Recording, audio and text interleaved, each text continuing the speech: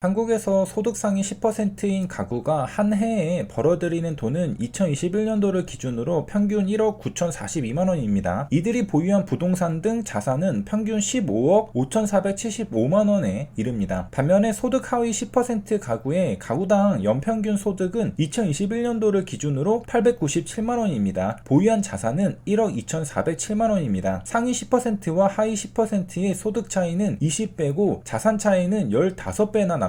차이가 많이 나죠. 물론 평균이니까 아웃라이어가 존재해서 차이가 더 커 보일 수 있습니다. 소득 상위 10%에 연봉 100억 원의 인물들이 포함되면 전체 평균은 위로 끌려올려지게 됩니다. 반면에 소득 하위 10%에 연봉 0원의 인물들이 포함되면 전체 평균은 아래로 끌어내려지게 됩니다. 우리가 민값을 사용하는 이유는 어디가 센터인지 알 수 있게 도와주기 때문입니다. 하지만 조심해야 할 부분이 있습니다. 1, 4, 5, 6, 7이란 숫자로 평균을 내면 4.6이 나오죠. 만약 맨 끝자리 숫자가 7이 아니라 100이라면 평균은 얼마나 커질까요? 그래서 아웃라이어를 항상 머릿속에 염두에 둬야 합니다. 네, 민값의 단점은 아웃라이어입니다. 참고로 드로백이란 디스어드밴티지를 의미합니다. 단점을 뜻하죠. 예를 들어 10명의 남자가 바에 앉아 있었습니다. 그들의 평균 소득, 즉 에버리지 인컴은 5만 달러였습니다. 그러나 한 명의 남자가 바 밖으로 나가고 갑자기 저 멀리서 빌 게이츠가 바 안으로 걸어 들어옵니다. 한순간에 이들의 평균 소득은 40밀리언 달러가 되었습니다. 평균이 위로 쭉 끌어올려진 것이죠. 왜 평균만 볼 게 아니라 중앙값도 봐야 하는가? 해당 자료를 보면 7천에 아웃라이어가 존재합니다. 아웃라이어가 존재하니까 민값은 위로 끌어올려져서 2,400이 나옵니다. 하지만 이렇게 아웃라이어에 끌려 올라가 민값이 과연 센터를 잘 나타낸다고 볼 수 있을까? 아닐 겁니다. 그래서 미디언 값을 보는 겁니다. 미디언 값은 1900입니다. 좀 더 센터에 가깝다고 볼 수 있죠. 참고로 스퀘어 푸티지는 새 사무실은 몇 평이냐 할 때 평방 피트를 의미합니다. 전형적인 데이터를 잡아내는 건 미디언이 민값보다 유리합니다. 평균을 그대로 믿으면 실망할 수 있습니다. 그러니 상위 10%의 소득이 평균 2억 원이라고 좌절할 이유는 없습니다. 2021년도 직장인의 평균 연봉은 세전 4천만 원대니까요. 이것도 전체 평균이니까 분명 상위 10%의 아웃라이어들이 위로 끌어올린 평균일 겁니다. 실제로 미디언 값은 더 낮을 가능성이 높습니다. 억대 연봉은 100만 명을 돌파했다고 하는데 이 중에 엄청난 연봉을 받는 사람들이 존재하겠죠. 제 추측이 맞죠? 실제로 통계청 자료를 보면 2021년도 평균 소득은 3,890만 원이지만 중앙값은 2,515만 원입니다. 아웃라이어가 평균 소득을 4천만 원까지 끌어올렸지만 우리 피부에 와닿는 중간값은 2,515만 원이었던 겁니다. 물론 40대 이상부터입니다. 20대부터 30대는 빠졌습니다. 하지만 2030 사회초년생은 잘해봐야 40대와 비슷하거나 더 낮을 거라 추측할 수 있습니다. 그래서 만약에 2030까지 포함된 중앙값은 2,515만 원보다 더 낮을 가능성이 있죠. 그러니까 우리나라 평균 근로소득이 4천만 원이라고 하면서 좌절하실 필요는 역시 없습니다. 내 주위를 둘러보면 대부분 2,515만 원을 받고 있기 때문입니다. 연봉 100억 원을 받는 사람들이 전체 평균을 올려놨기 때문에 4천만 원이 찍혔을 뿐입니다. 지역별 소득을 살펴봤는데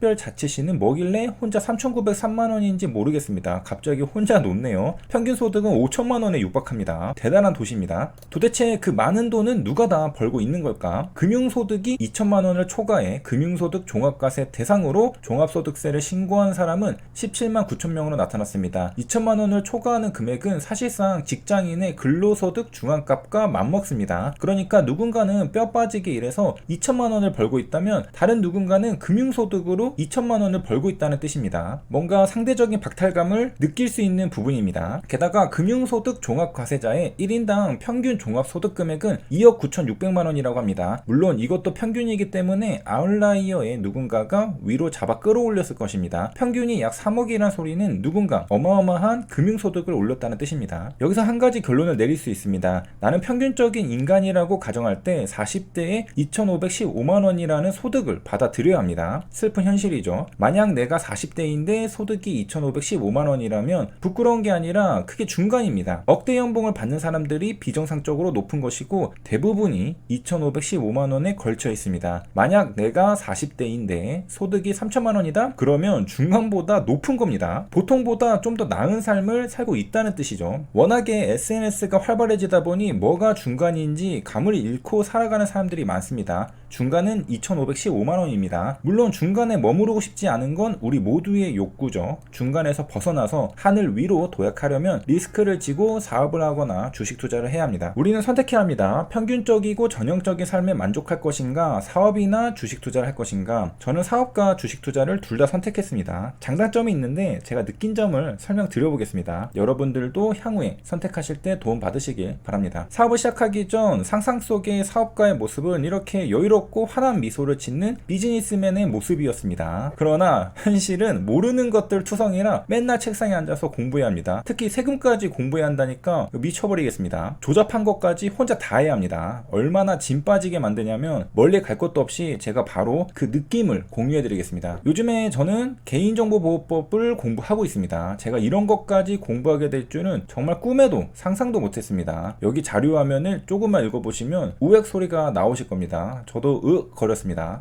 저런 자료가 한두 개 있는 게 아닙니다. 정말 많은데 사업을 하려면 이런 것까지 알아야 합니다. 파트너와 멋지게 미팅하고 악수하고 끝내는 게 사업이 아니라 이렇게 온갖 필요한 정보들을 공부하는 게 사업입니다. 저도 거리면서 보고 있습니다. 제가 최종적으로 느낀 감정은 사업은 할 게 못 된다는 것입니다. 특히 저처럼 게으른 사람한테는 너무나도 힘들고 고역입니다. 하지만 어디서나 해결책은 있긴 합니다. 저는 찾은 것 같긴 한데 그래서 저는 팀원들을 모아서 사업을 하는 중입니다. 제가 내린 결론은 이거 혼자서는 못한다는 것입니다. 혼자서 해내면 모든 수익을 혼자서 다 먹고 큰 부자가 될 수 있겠죠. 하지만 저는 저 혼자서 끝낼 자신이 없습니다. 너무 힘들거든요. 이렇듯 사업은 너무 힘듭니다. 그렇다면 사업 말고 주식 투자는 어떨까? 주식 투자는 의외로 생각보다 쉽습니다. 특히 사업보다는 상대적으로 더 쉬워 보입니다. 실제로도 정말 그런 것 같고요. 재료 보고 차트 보고 호가창 보고 사고 팔고만 하면 끝이기 때문입니다. 다른 신경 쓸 게 별로 없죠. 하지만 주식 투자는 손실 보면 마이너스입니다. 그런데 사실 사업도 망하면 마이너스 아닌가? 이런 관점에서 보면 결국 망하면 둘 다 마이너스인데 사업보다는 주식 투자가 상대적인 난이도로는 더 쉬워 보입니다. 제 생각에 노력해야 하는 난이도는 사업이 최상입니다. 그리고 주식 투자는 그보다는 아래입니다. 그러나 주식 투자로 성공하기 힘든 이유는 사업만큼 눈에 보이는 노력을 안 해도 사고 팔고는 쉽게 할 수 있기 때문에 그 노력에 대한 필요성이 과소평가되기 때문인 것 같습니다. 그러니까 필요한 적정 수준의 노력이 있는데 그것조차 안 하고 내동매매 하다가 손실을 보고 깡통을 차는 게 리스크인 것 같습니다.